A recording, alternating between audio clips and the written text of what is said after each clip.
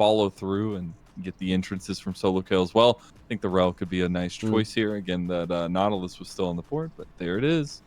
Yeah, so it is going to be, and it is going to be that Nautilus coming through last as well. I was wondering whether that Nautilus would come through as pick 4, just because it would have allowed, splits the goalposts, and can't quite get himself that big CC. And now you've used your flash. Oh, there's that Rel getting the priority engaged, and here comes JJ to make it all good. Gets first blood for EDG as well, and they can chase this down with that hail of arrows. Topside, that's something which they will want to play through later on. It'll be harder to play towards it when they don't have the grubs. Typically, when you have a winning solo lane matchup, you want to chuck them into a side lane, take turret plates, get gold through that way. Yeah. They've given them up, but at least they take a couple of years. JJ, he might be going towards topside. Wayward gets stunned. Yeah, not able to get the swirl seed. The cast going to be dodged out from JJ. Goes for the flash to the Lilting Lullaby just in case over the top. Meanwhile, in bot side, we have kills going over it a little bit more. Oof, the swell seed hits. There is no Lilting Lullaby right now, but just the damage is nasty. He has himself an ult, but he gets hit. Oh, hits the cask. Gonna try to move his big body out of there. Wayward, though, locked down and left out by Leave. There was a TP coming in for Fofo, though. Try to get some fight back. Now, actually, Mark has made the full roam, and the depth charge combo. There you go, and he gets the Dredge Line too. A double kill comes through for Fofo. As we said, the Dredge Line cancels out the Lilia W there as well, which is all sorts of fancy. Mark putting on his best, like Spider-Man between the subway trains. Wins, all right? JJ, I don't think he realizes he's in this much danger. Oh, yeah, no. But he has backup. And there's the Magnet Storm over. He's dead, though, so maybe the backup didn't help that much. Able to get one, but Leave gets the other. Tristana alone in a side lane. That is typically the scene of a crime very soon afterwards. Demolition unassisted on that side. And they get the Herald not to break up too quickly. It comes in now. Remember, same kind of things. EDG, they have great tools to engage, but if they over-engage, things can go different. Dredge Line going a little bit wide there. Yeah, WE are on the back end of this play. The Wayward going to try to take the fight there. They've only got one target, and it's on to Wink. Abel's getting that one. Big Stranglethorn to try to separate. They do get out as the Lilting Lullaby comes through. Abel going to be pushed back, crying. Ends up trying to separate the rest of WE away from his team. Now, Dragon didn't reset that entire time, so it's just going to be picked up by WE, who gets Dragon. Working out for them so far, and a pretty strong start for new roster addition. Honestly, it's been really cool to see WE. I'm really surprised that EDG didn't defend this harder. This is against 0 grubs as well. It's not even like there's extra tower damage. EDG failed to work around that dragon, failed to defend that mid lane out of turret. They do take a side lane turret there because again, 6 grubs. If they get any autos hit, it's something. But this is how you defend a turret. Big Wayward coming to make the play is going to miss literally everything as he comes in. But did it matter? No, because Fofo's able to help clean him up. He does get cleaned up himself, but WE... Flashless immobile AD carry. And we can see that EDG really trying to play around the side lanes, but now even solo kills overstayed. Solo kill. No, he fell for the bait. And unfortunately, he will end up falling. Counter-Strike's going to buy a lot of the time. But Fofo will clean that one up. If they get the Ocean Soul at this kind of timestamp this early into the game, it could change everything. Oh, it's gone. I mean, they're just burning it. Absolutely. Maybe an arrow. Is it going to be enough? Oh, that was so close. Engage goes. You have to contest at some point. Oh, that's going to be a big swirl sweep. Okay, doesn't hit anybody. Now, they do get the tier 2 and bot side TP from Solo Kill on the other side of the fight, but Mark's already kicked it out before Solo Kill can even get here. Chains of Corruption going to go through. Solo Kill's got the flank of a century. Is it going to be enough? Lilting Lullaby goes on to Fofo. They're going to try to get the jump on him. They're all committing onto Fofo. He's going to go down. Now Wayward finds the big body slam there. Big Magnet Storm back from Wink, though. And it's EDG trying to fight themselves into this one. But Abel has been cleaning them up the whole time. Easy does it here as the rest of EDG are across the rest of the map. I mean, Solo Kill's just trying to use the 6 grubs to get something in topside. Yeah, you don't have the best wave clear right now. They can try their best, but it does feel like WE, they are just trying to lose as little as possible in the base and trying to trade somewhere else. And what a massive effort from Fofo and able to make Yang Xiang's first series here. A little bit of a doozy for them in a good way. Now, this siege is difficult for EDG to fight against. Oh my goodness. Mark just said, let's go. They're going to TP in, try to take this first turret here. They're working on the Nexus turrets right now, and Big Stranglethorn going to push them away from it. And Solo Kill's going to go golden, but might just die right out. And they're going to go for the Nexus. This is a hell of a finish. WE 27-15 into the game. And they already take a 1.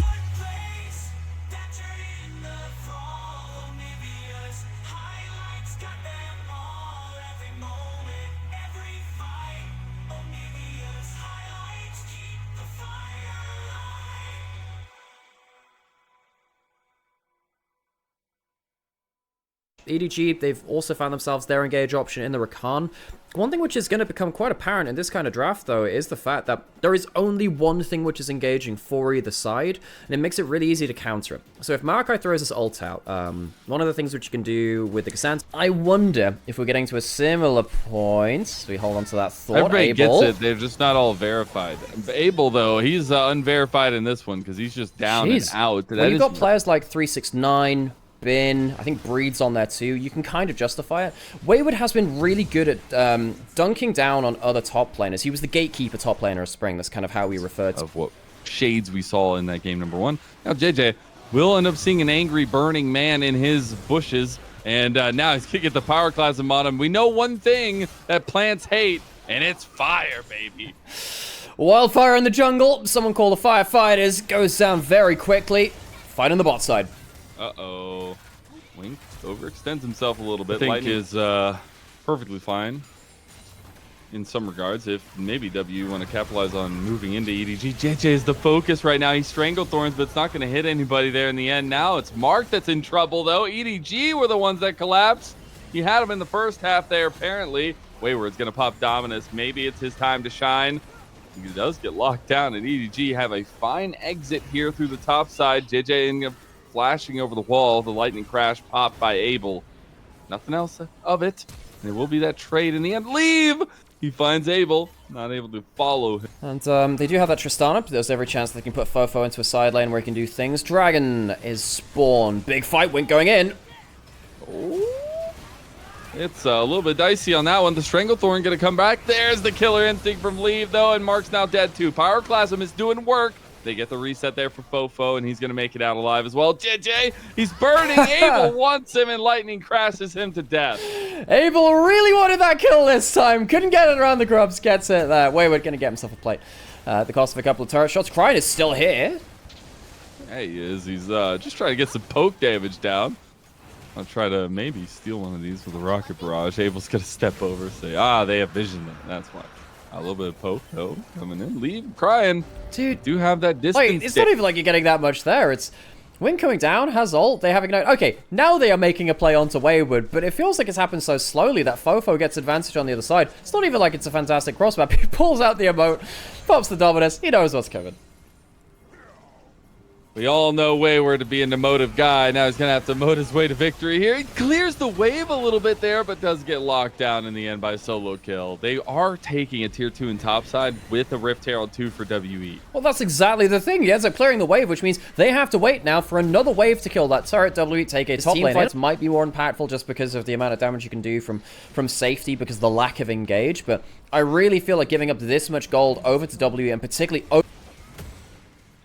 Solo Kill TP down here, and W were trying to make a play, so he immediately has to back off as they lose the outer tower here. Some more standing spans, and right now they're looking to get this mid or outer to potentially snowball into that objective. How have WE run from top side to bot side? What's happening with WE across the map, but it feels just so little in response to it. And you know, I think this is a good time to talk about how how WE play the game. I wonder how much of this is just about how their solo laners play. Wayward is currently called out though, so speaking of that, he might just die for free.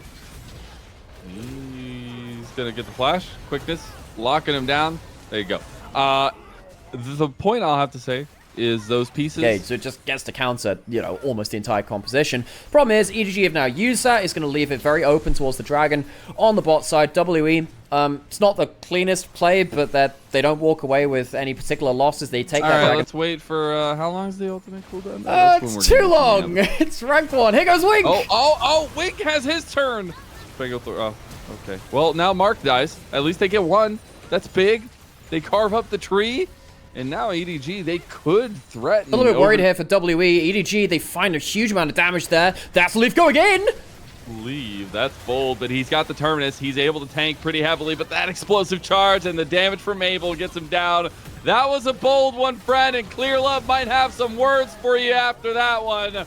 And it might involve a ruler as solo kill goes down to WE. Just completely dashed all of your doubts, Nightmare. Abel is done with this. I'm so happy this player exists, and the bot lane revolving door comes up with a new entrance into Hotel WE. It is the aggressive AD carry. Abel flashes forwards, Leave. He puts himself into an awful spot. Maybe have just jumped EDG to a 0-2.